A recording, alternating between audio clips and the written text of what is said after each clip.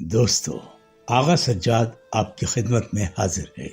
بھارت میں جلاد جب ایک حافظ قرآن کی گردن اڑانے لگا تو اچانک ایک ایسا معجزہ رونما ہوا کہ تمام ہندو کام کر رہ گئے۔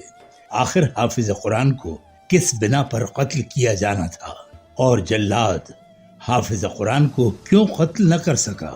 یہ پورا واقعہ جاننے کے لیے ویڈیو کو آخر تک لازمی دیکھیے گا اور اس قیمتی معلومات کو دیگر دوستوں سے بھی شیئر کیجیے۔ پیارے دوستو، یہ واقعہ کچھ اس طرح ہے کہ تقریباً 90 سال قبل بھارتی ریاست راجستھان کے گاؤں میں ایک مسلم گھرانے میں ایک بچے نے آنکھ کھولی جس کا نام احمد رکھا گیا۔ یہ بچہ شکل و صورت میں کسی شہزادے سے کم نہیں تھا۔ ماں باپ نے اس کی پیدائش پر ہی فیصلہ کر لیا کہ احمد کو قرآن کا حافظ بنایا جائے گا۔ بچپن کے دن گزرنے لگے۔ جب احمد ذرا سمجھدار ہوا تو ماں باپ نے اسے اسلامی تعلیمات کی جانب راغب کرنا شروع کر دیا اور بچپن سے ہی اسے دین اسلام سے لگاؤ ہو چکا تھا۔ وہ باقاعدگی سے نماز ادا کرتا اور قرآن حفظ کرنے کے لیے قریب کے مدرسے جاتا۔ ماں باپ کا فرمانبردار احمد دیکھتے ہی دیکھتے حافظ قرآن بن گیا۔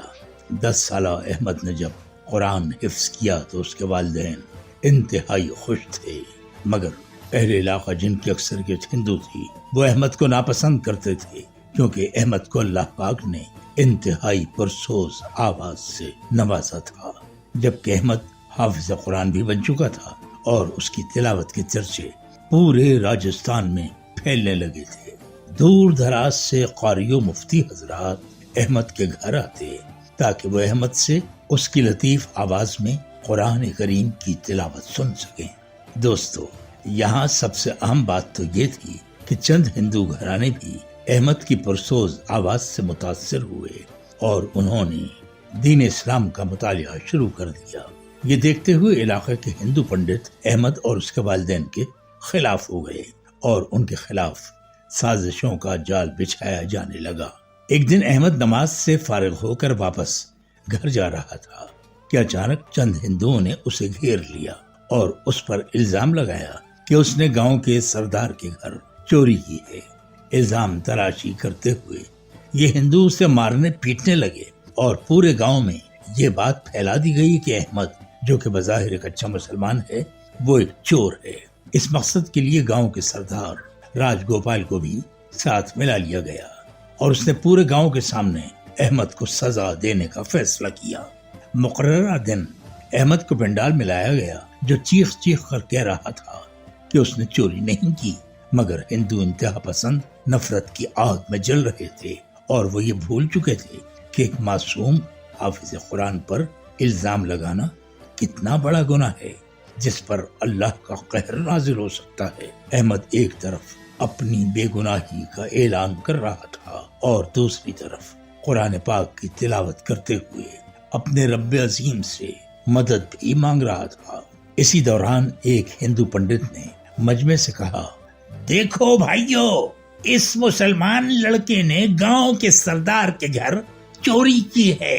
یہ کوئی معمولی بات تو نہیں ہے، اس لیے اس مسلمان لڑکے کو سزائے موت ہونی چاہیے۔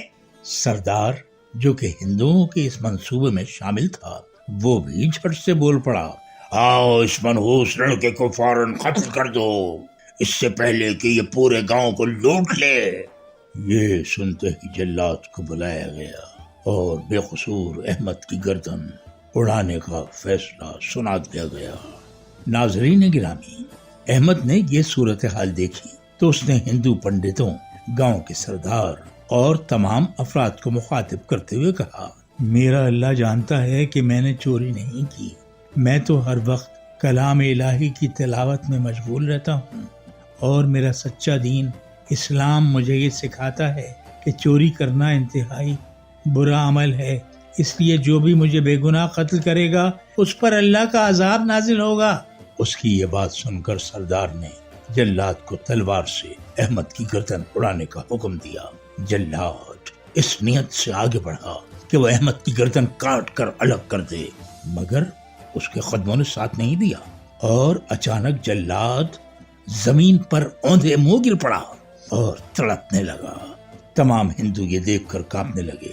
جب جلاد کو قریب جا کر دیکھا گیا تو معلوم ہوا اس کے دل کی دھڑکن بند ہو چکی ہے، یعنی وہ مر چکا ہے۔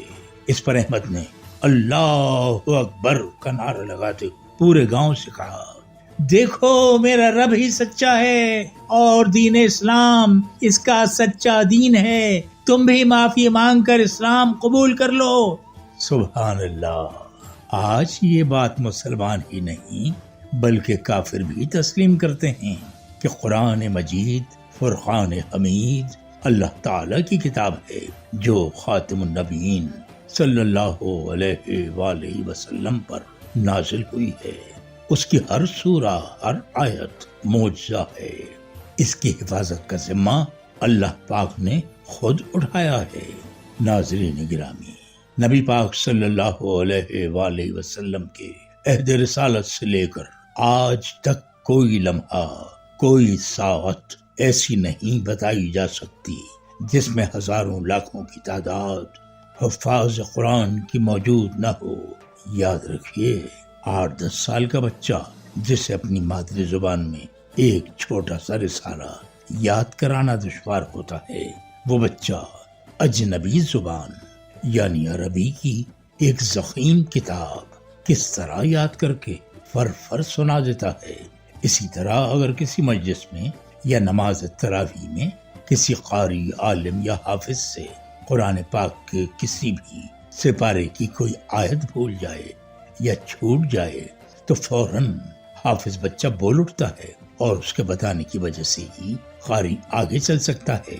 یہ بھی اس کلام پاک کا ایک معجزہ ہے۔ اسی طرح دنیا کی کوئی کتاب اگر انسان ایک مرتبہ پڑھ لے تو دوسری دفعہ پڑھنے کو اس کا جی نہیں چاہتا، لیکن قرآن پاک رب العالمین کی وہ کتاب ہے جس کے پڑھنے سے ہر بار نیا سرور و جذبہ پیدا ہوتا ہے اور قلب کو اطمینان و سکون ملتا ہے۔ اس کلام کا ایک معجزہ یہ بھی ہے کہ جب تک یہ کلام پاک اس دنیا میں موجود ہے اس وقت تک قیامت نہیں آ سکتی۔ قرب قیامت کے نزدیک اللہ پاک قرآن پاک پڑھنے والوں کو اور پڑھانے والوں کو اٹھا لے گا اور قرآن پاک کے اوراق سے سیاہ حروف اٹھا لیے جائیں گے۔ اس کے بعد اللہ پاک اسرافیل علیہ السلام سے یہ فرمائے گا، اے اسرافیل، اب اس دنیا میں میرا کلام یعنی قرآن پاک نہیں رہا اور اس کے پڑھنے والے بھی نہیں رہے اور پڑھانے والے بھی نہیں رہے، اب تو سور پھونک دے۔ اسرافیل علیہ السلام سور پھونکیں گے اور قیامت برپا ہو جائے گی۔ جو لوگ اس قرآن پاک سے جڑے، اللہ پاک نے انہیں پستیوں سے اٹھایا اور بلندیوں پر لے گیا، اور جو لوگ اس قرآن پاک سے کٹ گئے، اللہ پاک نے انہیں بلندیوں سے پستیوں میں پھینک دیا۔ اللہ پاک ہم سب کو قرآن کریم پڑھنے اور اسے صحیح معنوں میں سمجھنے کی توفیق عطا فرمائے، آمین ثم آمین۔ آج کے لیے بس اتنا ہی۔ جی تو دوستو، آج کی ویڈیو کیسی لگی آپ کو؟ کمنٹ ضرور کیجئے گا۔ اگلی ویڈیو تک کے لیے اللہ حافظ۔